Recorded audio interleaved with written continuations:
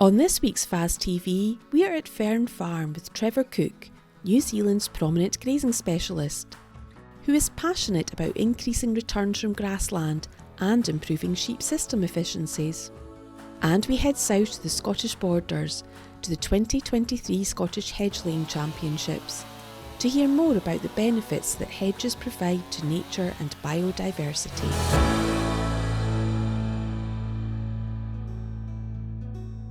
My name is John Scott. I farm at Fearn Farm along with my wife Fiona, our 4 children, James, Izzy, Lexi and Archie, and mum and dad. And it's an 1150 acre farm, and we've got a similar acreage rented out and about as well. So there are other different units we look after elsewhere in both East of Ross and Sutherland. We farm beef, sheep and cereals. So plenty going on here at Fearn. We've got stud sheep and stud cattle alongside commercial cattle and sheep as well, and then we're growing spring barley for malting, and we've got various forage crops for wintering livestock. Our focus is very much on grass and forage for our livestock, trying to reduce the need for any additional feed bought in. Yeah, quite a Kiwi approach in many ways, and we've got a cracking team of staff which does have some Kiwis in it just now. So today we're here for a walk and talk with Trevor Cook, who I first met at a QMS grazing conference in Stirling, and found out that he had a couple of days to spare and suggested he came to Tour the North, which is a fantastic place to visit, and holiday accommodation is available. He came up, and he's been involved in our business for the last 9 years, helping us evolve both in terms of what we do farming and mentoring myself and Fiona. And he's here today to chat about some of the things that we've done, some of the things that have worked, and also some of the things that haven't worked. So it's important we learn from anything that hasn't gone so well. I'm trained as a veterinarian and have worked with production animals all my life, but over the last 20 years have moved more into looking at whole farm systems and the drivers of profit and the drivers of sustainability. For the last 9 years until COVID, I was coming to Fearn Farm twice a year and just talking through all these things, interacting with the farm team so they knew what they were trying to achieve, reinforcing the important bits, and also looking at where things have changed, where's the new opportunity, or if there are new opportunities. The visit to Fearn Farm this time has been a starting up again, that twice a year visiting to reinforce what's important. Well, one of the big challenges to the sheep industry throughout the world is failing anthelmintics. So it's anthelmintic resistance that is the challenge. And so there's a lot of focus on how we might manage the use of anthelmintics to reduce the chances of the worms becoming resistant to them. But in actual fact, there is huge production gains to be had by changing our grazing systems so we lessen the exposure of our young stock to worms so they will grow faster. As well, it enables us to be less dependent or reliant on anthelmintics. There's a number of factors that have led to this selection for resistance, although in general we know that if we just use a parasiticide to control a parasite, the parasite inevitably will always win. But depending on the production system, there will be a number of factors which have led to that selection. And I think that one of the big selection actions here or in the north has been how we've managed putting lambs onto new pastures, or new pastures which are very clean. And what I'm finding, it has been standard practice in the interest of keeping that new pasture clean of worms. Lambs have been treated onto those pastures. Therefore, the only worms that get onto those pastures are the ones that survive the drench. So it's a very, very potent action for selecting for anthelmintic resistance. Well, from a production point of view, we think that worms are interfering with production because they're causing gut damage, and we have the symptoms of worms that we see on farms, when in actual fact the biggest cost of worms is their loss of appetite as a result of consuming larvae, worm larvae. So if we can set up grazing systems that reduces that consumption of larvae, our big payback is they grow faster just because they don't have the depression and appetite. There's several good practices. Number one is to only use an effective product, which we can only do by doing some testing to know it's effective. That we use that product and allow some refugia for worms to multiply without having to survive a treatment. And so the refugia tools are just to leave some not treated, or just to extend the time between treatments. Or we know that if we follow treated lambs with untreated ewes, they will act as a very effective refugia tool.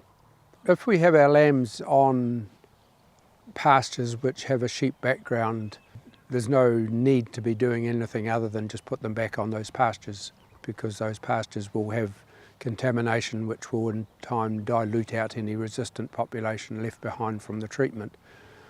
Whereas if we have treated and we're moving them on to what we think is clean grazing, pasture grazing, we have to be very careful that we don't just end up putting resistant ones onto that clean grazing. So that has to be managed in a different way. And if it is new pasture, which we need to be treating very carefully, I'm suggesting that an older sheep class quickly grazes it to very lightly contaminate it, and then it's not so sensitive to the drenching that might go on around lambs that are being moved onto it. Yes, I make it standard recommendation that 10 days after weaning and then 10 days after an autumn treatment, they take samples and test. If that result is not zero, they are dealing with some degree of anthelmintic resistance. Well, lambing dates, in theory, should fit their predicted pasture curve. So ideally we are lambing at a time when we know that pasture supply is going to be lifting and in time will outstrip the demand from the lambing sheep. But it's always a balance in that once the ewes are past peak lactation, the lambs are getting less milk, so therefore their live weight gain is totally driven by the quality of the pasture that they're consuming. That quality of that pasture is much more difficult to maintain if at the time of lambing pastures are already accumulating. So it's a fine balance between lambing early enough to maintain quality but still lambing and having enough feed. So what I didn't talk about in there is the buffer, is body condition. So having body condition on ewes is the buffer for being able to lamb a little bit earlier than maybe is comfortable, and in the seasons where the feed doesn't come. Because we're in a time where seasons have lost some of their predictability, we're getting more extremes in what the seasons deliver. It means that we need to be lighter on our feet in how we respond to what's going on around us. The more complex the farming system is, the more difficult it is to make changes in response to the feed supply not being what was planned. So simplicity to me has a huge value in bringing resilience to a farming system, but also flexibility is the other tool. So that is having some component of the system which is clearly in the flexibility zone, so it can be called upon to create the room when the feed supply isn't what we planned. And usually that is a proportion of stock which are already identified as being dispensable if need be, if the feed supply is not as planned. Key messages from today that I would hope people get is the importance of replacement stock being grown out well. It is so important that right at this weaning do some testing to know if your anthelmintic that you're using is effective. And the third would be that it's a changing world with more challenges to making profit, so invest in looking where the opportunities are within your business to be more productive or reduce costs.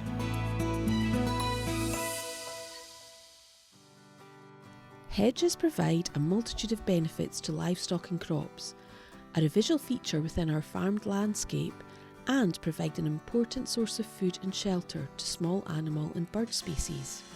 We went along to the 2023 Scottish Hedgelaying Competition to hear more about the benefits hedges provide to livestock, wildlife and biodiversity. So I'm Graham Walker. I'm one of the few professional hedgelaying contractors working in Scotland. First learnt my craft here 20 odd years ago at Ancrum at this competition in the novice class. And now I pretty much cover most of the contractual work in lowland Scotland. The competition here today, we have two classes. We have an open class for professional cutters or other novices who've reached a high standard, and we have a novice class for people that are new to the craft and just finding their way through. So today we have got 9 professional cutters in the open class, and we've got 10 novices of all different abilities and levels of competence in the novice class.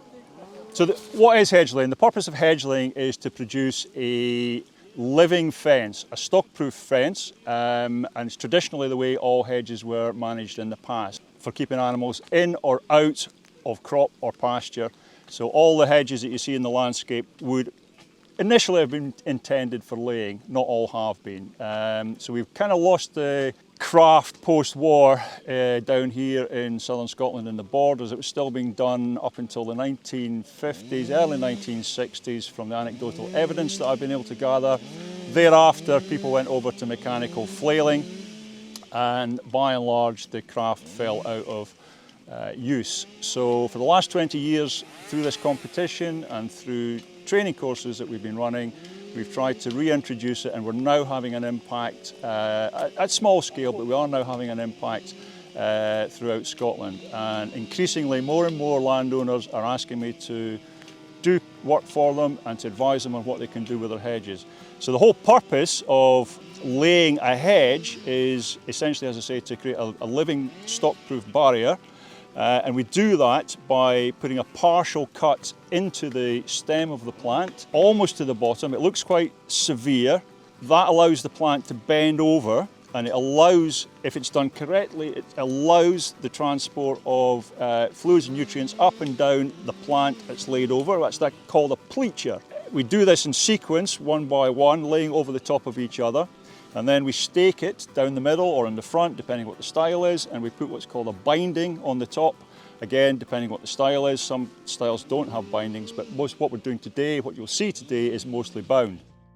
Jamie Scott is a farmer and landowner who understands the benefits that hedges provide to livestock and biodiversity. And he plays an integral part of promoting the craft to farmers and crofters across Scotland. Hello, my name is James Scott. I'm an arable farmer from Ancrum near Jedburgh. I farm about 350 acres here on the arable side of life, on an old-fashioned East Lothian rotation, combining arable with sheep. We're very lucky on this farm that we've got a multitude of features, such as water margins, woods, hedgerows and stone walls, dikes. And over the last 20 to 30 years we've been trying to link all these together with improving and renewing and planting new hedges on our farm. In essence, the most important thing has been the agri-environment schemes that have been in their various inceptions over that period, that have given us the financial ability to do it. We wouldn't have been able to do it on our own without that help.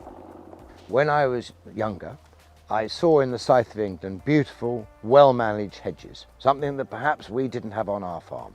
This inspired me to go out, get more hedges planted and manage them by hedge laying, which seemed to be the method that produced these good hedges in the south. First of all, as a farmer, my primary goal is to make a living for my farm.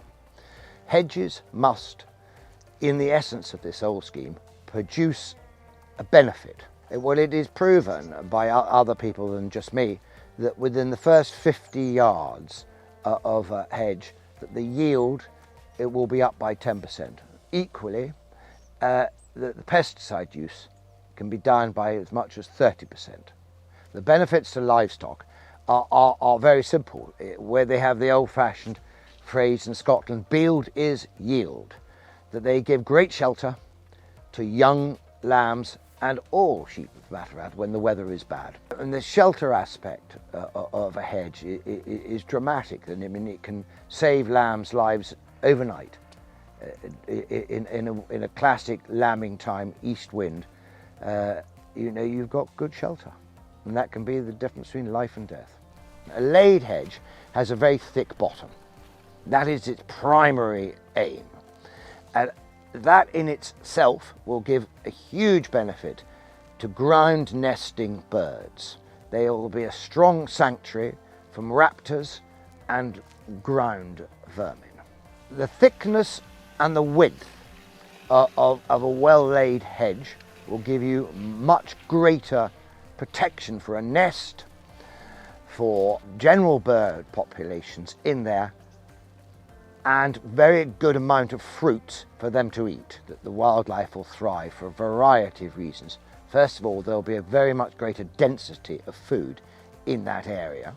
The thickness of the hedge, which is the absolute essence of why you lay a hedge, will provide great sanctuary from wildlife, stopping raptors and ground vermin from getting in there. There will be a large amount of nests in a smaller area than on a regular hedge, and all round it is a much safer place for wildlife to be in.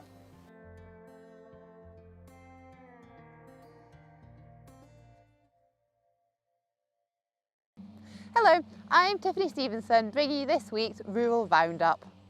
It's definitely noticeable how much darker the evenings are, and it's definitely looking to getting through the winter now, with many people busy feeding their cattle, and the arable farmers seem to be a little bit quieter and definitely looking towards getting the paperwork done. It's definitely a time for you to get up to date and make sure you don't miss some of the important deadlines coming up at the end of the year. If you're wanting to apply for the Sheep Upland Support Scheme, I'm afraid the deadline has now passed. The deadline for applications for that was the 30th of November.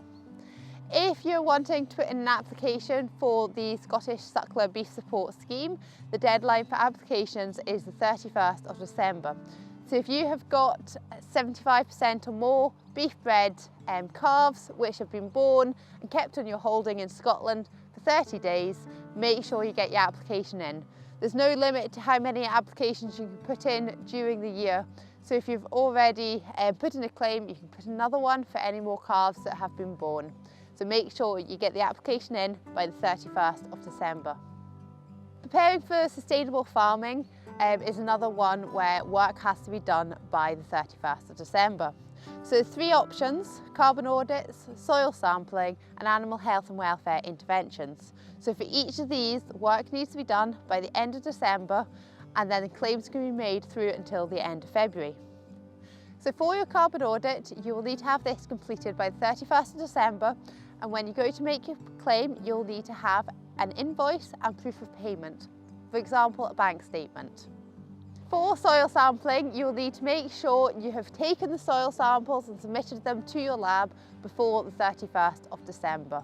So there is still time to go out and walk some fields and get some soil sampling done. It's a great opportunity to then have a look at your nutrient budget for next year once you've got your soil analysis results back. So when you're claiming for your soil sampling, you will need to have a carbon audit from within the last 3 years. You will also need to provide an invoice and proof of payment as well when you put in your claim. Claims can be made through until the end of February. For animal health and welfare interventions, the requirements of this is slightly different. For this, you don't need a carbon audit. You're also not needing to provide invoices and proof of payments. Instead, you will need to have an expert advisor form. So the expert advisor form is a very simple form which you can get your vet to fill in. So this will ask what you're investigating, what the results of the investigation were, and it is very quick and easy to do. So make sure you get this filled in. So animal health and welfare interventions is anything that you've done from the 1st of January through until the 31st of December. So it's definitely worth having a think back to see if there's been anything you've done over the year which fit into that box. Thanks for listening, and we'll see you again next year.